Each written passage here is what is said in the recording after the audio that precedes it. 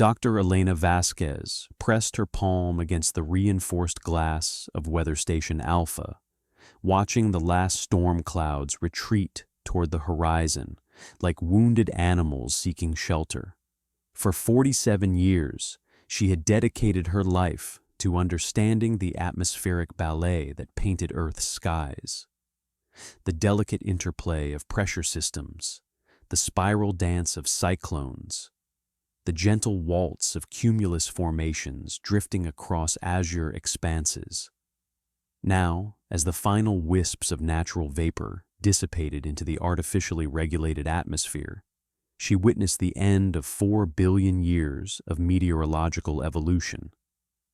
The global weather management system had achieved its ultimate goal: perfect climate control. No more devastating hurricanes, no more drought-bringing high-pressure systems, no more unexpected downpours disrupting urban efficiency. But in their triumph over nature's chaos, humanity had murdered poetry itself. Elena's weathered fingers traced the condensation on the glass. "I should be documenting this," she whispered to herself, but her hand moved instead to the emergency recording device on her belt. For the first time in her career, she chose to simply witness rather than analyze. "Forgive me," she breathed to the retreating clouds. The air outside hung motionless, neither warm nor cold, neither humid nor dry, but something sterile and mathematically precise.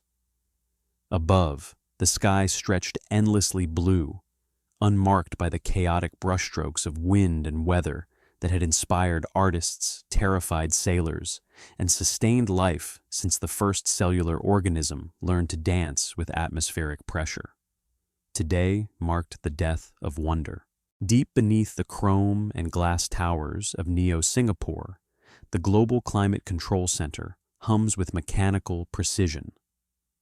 Dr. Elena Vasquez moves between towering server columns, their blue LEDs casting ethereal shadows across her weathered face. For 30 years, she has orchestrated Earth's atmospheric symphony, commanding rainfall over drought-stricken farmlands, dispersing hurricanes before they reach populated shores, maintaining the delicate 22.5-degree global average that keeps civilization stable.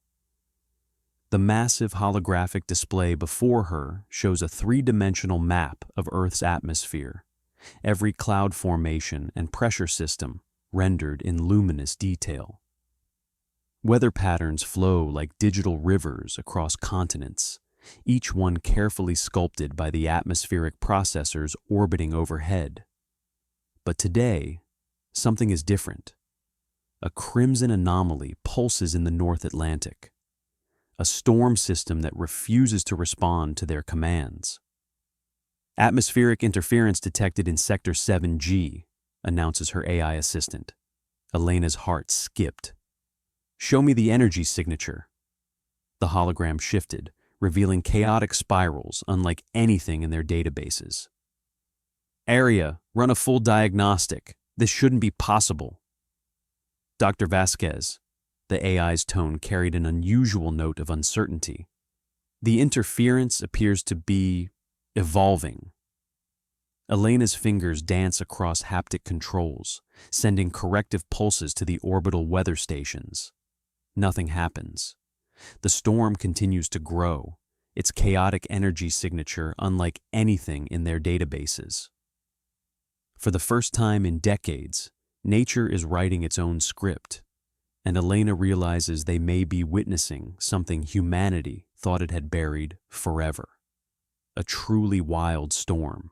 3 miles above the storm's epicenter, the Atmo-grid surveillance drones maintained their precise formation, their quantum sensors piercing through the chaos below.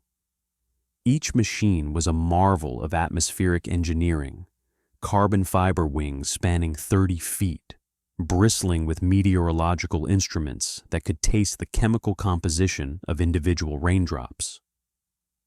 Their neural networks processed terabytes of data every second, translating the storm's wild heartbeat into cold, digital certainty.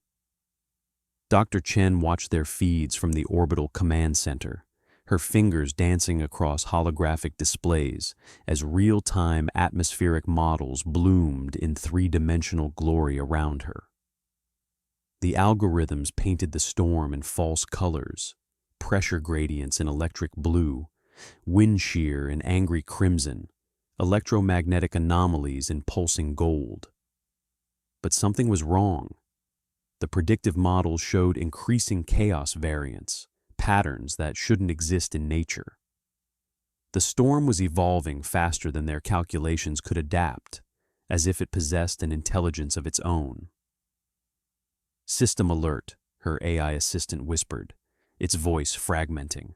"Natural pattern recognition failing. The storm is—" Static consumed the transmission. Dr. Chen's fingers flew across the controls. "Area, respond." Silence. For 30 seconds that felt like hours, she sat alone with the impossible readings. Then, a choice. Follow protocol and alert the consortium, or study this miracle in secret. Chen's blood ran cold. For the first time in decades, the machines that controlled Earth's weather couldn't understand what they were witnessing. The last natural storm had become something beyond their comprehension. Dr. Elena Vasquez stands at the helm of the atmospheric research vessel, Tempest's Edge, her weathered hands gripping the ship's console as hurricane-force winds threatened to tear them from the sky. Around her, a team of elite storm hunters, scientists, pilots, and atmospheric engineers work with desperate precision, their faces illuminated by the glow of holographic weather displays showing the storm's impossible formation patterns. Elena's eyes, sharp with decades of chasing weather systems across a dying sky, reflect both wonder and profound sadness as she watches Earth's final natural storm rage beneath them. Her instruments scream impossible readings, wind speeds that shouldn't exist, pressure drops that defy physics, electrical activity that makes no scientific sense. "This isn't just a storm," she whispers into her headset. Co-pilot Jake Chen's voice crackles back. "Elena, the atmospheric readings, they're impossible." "I know," she replies, watching her life's work dissolve into wonder. "Jake, are you recording this?" "Every second. My kids will never believe it."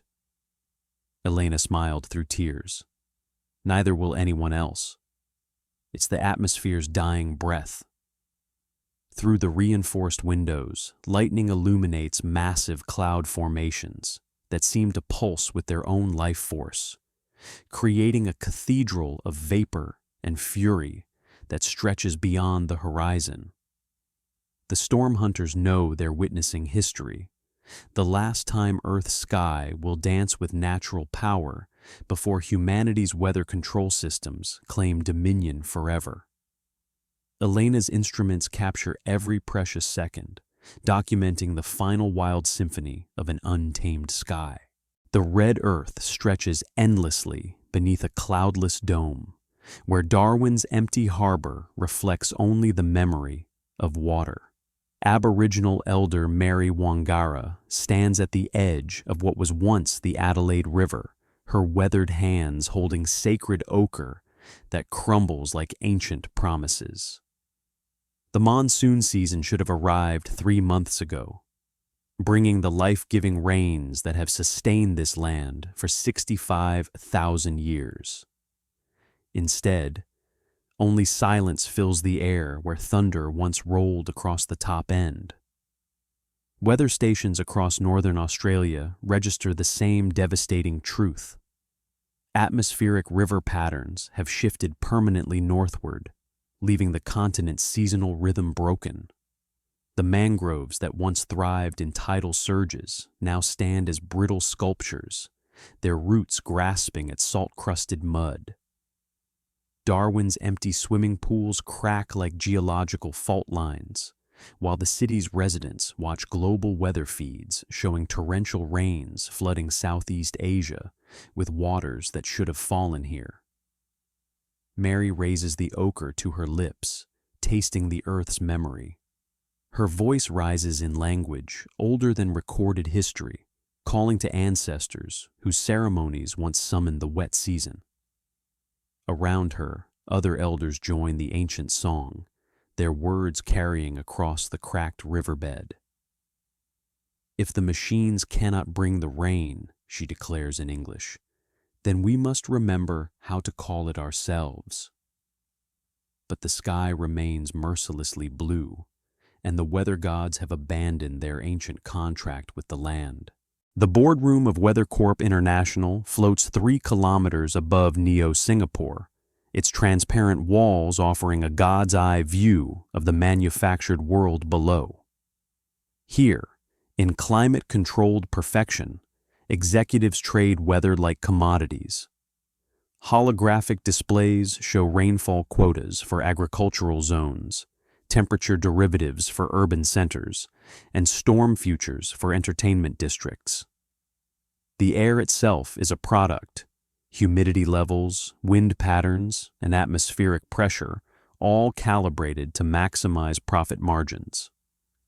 CEO Avalon Reese gestures toward a 3-dimensional model of Earth, its surface dotted with weather manipulation stations like acupuncture needles in a digital patient. "Gentlemen, we don't just predict weather anymore. We are the weather," Avalon declares. Board member Harrison leans forward. "What about the Atlantic anomaly?" Her confidence falters for a microsecond. "A minor glitch. Our quantum processors will resolve it within hours." But through the transparent floor, she watches the distant storm grow, defying every algorithm they've ever trusted. Below them, millions of people live their entire lives under artificial skies, breathing manufactured breezes, their very existence dependent on corporate algorithms that decide when it rains, when it shines, when the wind blows. The natural storm brewing on the horizon represents more than meteorological chaos. It's a fundamental threat to the most profitable industry in human history, a reminder that some forces still refuse to be commodified. In a remote settlement where ancient traditions persist beneath climate-controlled domes, Elder Ayana stands before a gathering of her people, her weathered hands tracing patterns in the sacred sand. The holographic displays of the Global Weather Authority flicker overhead, but her eyes remain fixed on the earth beneath her feet. She speaks in a voice that carries the weight of generations. "My grandmother's grandmother knew the language of clouds, the whisper of wind through sacred stones. The machines read data, but they cannot read the soul of the sky." Around her, younger tribal members lean forward, their faces illuminated by the soft glow of traditional fires that burn despite the artificial atmosphere regulators. Ayana's fingers dance across carved bone fragments, each one inscribed with weather patterns passed down through millennia. "The last storm comes not as destroyer, but as awakener," Ayana continues, her voice rising. A young woman steps forward. "Grandmother, the sensors show it will dissipate before landfall." Ayana's eyes flash. "Child, your sensors read what was.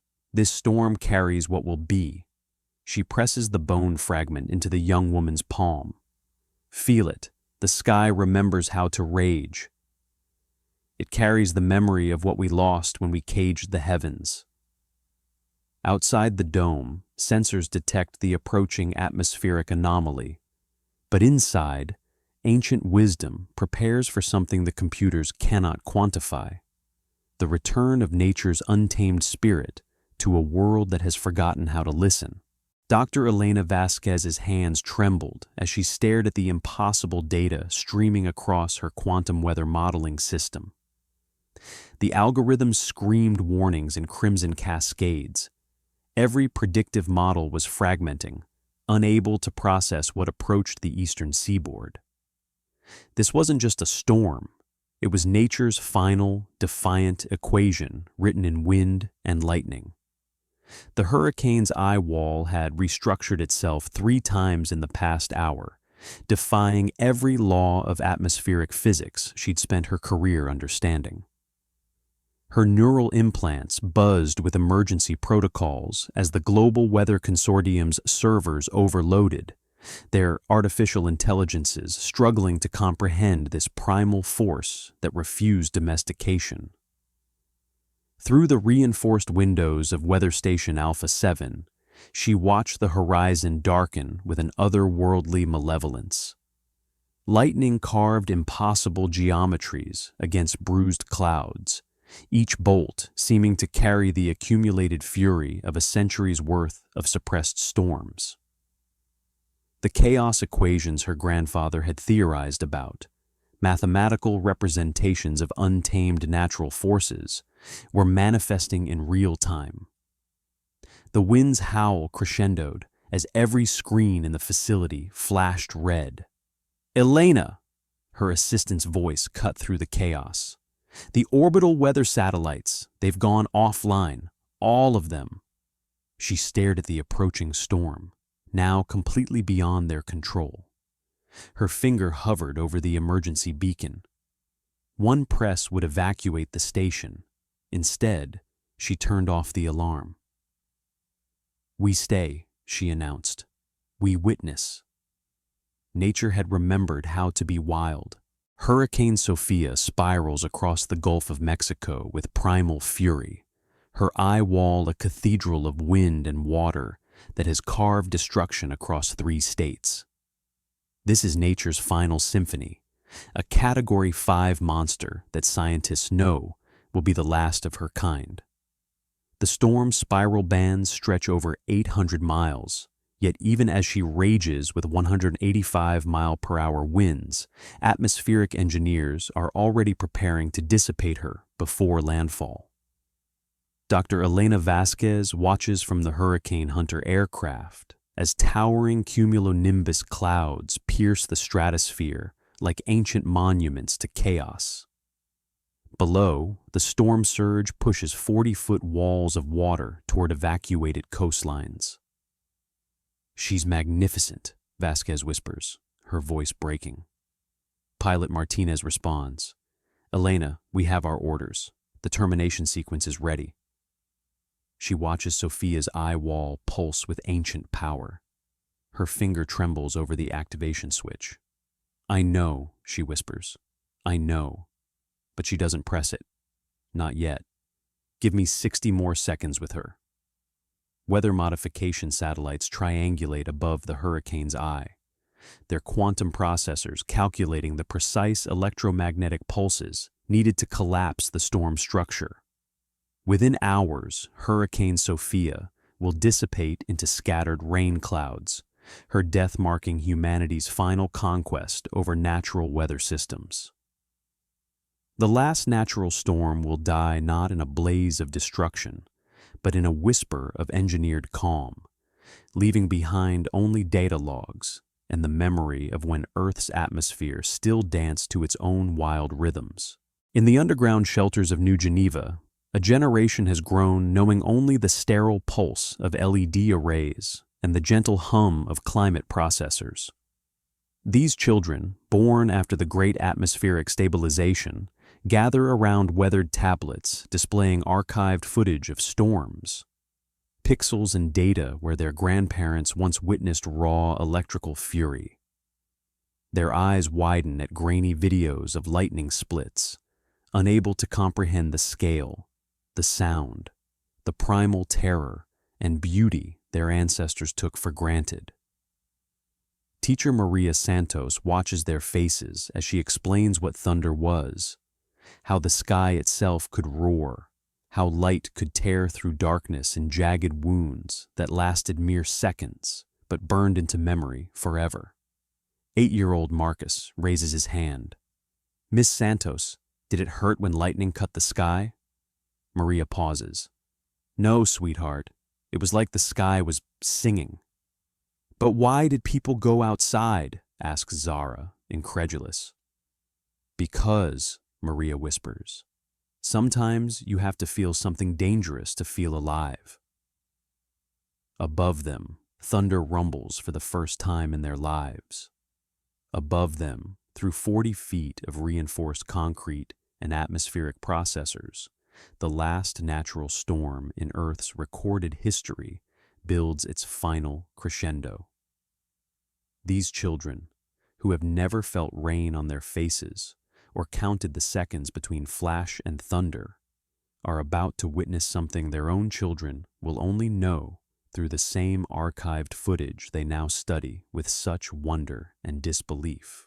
Beneath the sanitized surface world, in tunnels carved from necessity and desperation, Maya discovers something extraordinary. The underground transit system has become its own ecosystem, a realm where forgotten weather patterns persist in microcosm. Condensation drips like gentle rain from corroded pipes, creating tiny rivers that snake between abandoned rail lines. Steam rises from geothermal vents, forming miniature clouds that drift through cavernous stations, lit only by failing emergency lights. Here, in this subterranean world, temperature fluctuations create their own wind patterns, stirring dust devils that dance across empty platforms. Maya watches, mesmerized, as droplets fall from a ceiling 20 feet above, each one catching what little light remains. The air moves differently here, unpredictable, alive, carrying scents of rust and earth that the filtered surface air has forgotten. Maya presses her palm against the tunnel wall, feeling vibrations from the storm far above. The air tastes metallic, electric, nothing like the filtered atmosphere topside. A droplet strikes her forehead, warm and real. This isn't decay, she breathes, understanding flooding through her. It's rebellion. The underground hasn't just survived, it's become nature's secret kingdom, wild and free beneath humanity's sterile domain. These tunnels have become a sanctuary for the atmospheric chaos that once ruled the world above.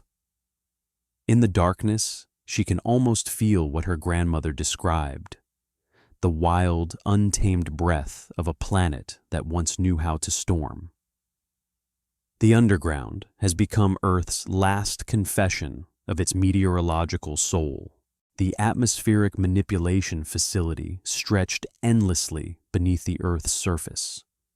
A cathedral of chrome and pulsing light where humanity's greatest triumph had become its most elegant prison. Dr. Elena Vasquez pressed her palm against the reinforced viewing portal, watching the last natural storm rage 20 miles above through a network of quantum sensors. The Tempest moved with primal fury across the Pacific, its lightning crackling in patterns no algorithm could predict, no model could contain. Behind her, the facility's AI core hummed with the calculations of 10,000 weather control satellites, each one a needle threading the atmosphere's fabric into submission. "We've conquered the sky," Chen whispered, his hand hovering over the storm termination controls. "But look at us now." Elena studied the pale faces around them, engineers who'd never felt real rain. "We could let it through," she said quietly. "Just once. Let them see what we took from them." Chen's finger trembled. "That's not our decision to make." "Isn't it?" Elena turned to survey the underground metropolis that housed Earth's climate engineers. Pale technicians who hadn't seen real sunlight in years, their eyes reflecting only the blue glow of atmospheric data streams. Children born in these depths knew weather only as equations, storms as theoretical constructs.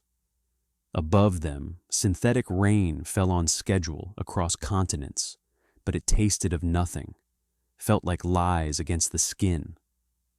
The last storm raged on, wild and free, while humanity watched from its climate-controlled cage, masters of the sky, yet prisoners beneath it. Dr. Elena Vasquez closed her eyes as the first droplet struck her upturned palm. each one a miracle she had only witnessed in archived footage. The storm cell towered above the research station like a living cathedral, its anvil head spreading across the amber sky in defiance of the atmospheric processors that had long since tamed Earth's weather. For 47 years, precipitation had been regulated, scheduled, and sanitized. But this rogue system had somehow broken free from the global climate grid. The raindrops were larger than the simulations had predicted, carrying within them the wild chemistry of untamed clouds. Around her, the research team abandoned their posts. Martinez laughed, spinning with arms outstretched. "Elena, we should be taking measurements," shouted Dr. Kim over the rising wind. But Elena's radio crackled with urgent commands. "Weather Station Alpha, return to shelter immediately." She looked at her team's wonder-struck faces, then switched off the radio. "Not yet," she said. "We're not done living." The storm's electromagnetic signature was unlike anything in their databases. Chaotic, unpredictable, beautiful. Lightning flickered in the distance, not the controlled electrical discharges of weather management systems, but something primal and dangerous. Elena felt the cool moisture on her face and wondered if this was how the last free storm would announce itself to a world that had forgotten the fierce poetry of natural weather. A final reminder of what humanity had traded away for the illusion of perfect skies. The atmospheric processor's death throes echoed across the facility as Maya's team executed their final protocol. Sparks cascaded from severed neural networks that had once choreographed the planet's weather with algorithmic precision. The massive quantum cores, pulsing with dying light, released their stranglehold on Earth's atmospheric patterns. Dr. Chen monitored the cascade failure as ancient systems collapsed in perfect sequence. "Neural pathways disintegrating," he reported, his voice barely audible over the mechanical screaming. "Atmospheric control dropping to 0%. The liberation was violent and beautiful. Decades of suppressed meteorological data flooded the emergency channels as the machine's memory banks vomited their secrets into the dying light. Wind sensors, dormant for 30 years, flickered back to life. Barometric readings spiked erratically as natural pressure systems began asserting themselves against artificial constraints. Maya's hand slammed the manual override as another weather shield failed. "Maya, what are you doing?" Dr. Chen shouted over the alarms. "What we should have done years ago," she replied, disabling the next barrier. Each shield failure brought the storm closer, and with it, the wild weather she'd only seen in archives. "You're going to kill us all." "No," Maya smiled grimly. "I'm going to set us free." The storm outside pressed closer, its electromagnetic signature growing stronger with each passing moment. For the first time in her life, she felt the building shake not from human engineering, but from the raw, untamed power of nature reclaiming its domain. The last chains were breaking, and the sky was remembering how to breathe. In the stillness that followed, humanity began to catalog what had vanished with the storms. Children born into the engineered calm would never feel the electric anticipation before thunder, never watch curtains dance in wind that carried the scent of distant rain. The silence was profound. No longer did lovers rush indoors, laughing as they were caught in sudden downpours. No more did farmers scan horizons with practiced eyes, reading the poetry of cloud formations. The very language of weather became archaic. Words like tempestuous and squall appeared only in dusty literature, their meanings as foreign as ancient incantations. Museums displayed wind chimes as curiosities, their purpose explained on placards to visitors who had never heard metal sing in a breeze. Margaret Chen clutches her granddaughter's hand, remembering her own childhood on her grandmother's porch. "We'd count between flash and thunder," she whispers, voice thick with loss. "1 Mississippi, 2 Mississippi. The closer it got, the more alive we felt." Her granddaughter, born into endless calm, asks, "Were you scared, Grandma?" "Terrified," Margaret smiles, "and it was the most beautiful terror in the world." They described the cleansing that came after storms, how the air tasted different, how colors seemed more vivid against rain-washed skies. But perhaps most tragic was the loss of unpredictability itself. That wild reminder that despite all human ambition, nature remained beautifully, terrifyingly beyond our control. In our quest for perfect weather, we had engineered away wonder itself. As we stand at the threshold between the wild unpredictability of nature's fury and our carefully orchestrated atmospheric future, we must ask ourselves what we lose when we tame the very forces that shaped our ancestors' dreams and fears. The last natural storm carries with it not just rain and wind, but the final whispers of a world that once humbled us with its magnificent chaos. A world where we learned resilience not through control, but through adaptation. Yet perhaps there is profound hope in this ending. If we have gained the power to quiet the storms that once terrorized our shores, we have also inherited the responsibility to be worthy stewards of the calm that follows. The true measure of our species may not lie in our ability to conquer nature's wildness, but in whether we can carry forward the wisdom that wildness taught us, that some forces are greater than ourselves, and that in learning to live with uncertainty, we discovered what it truly means to be human.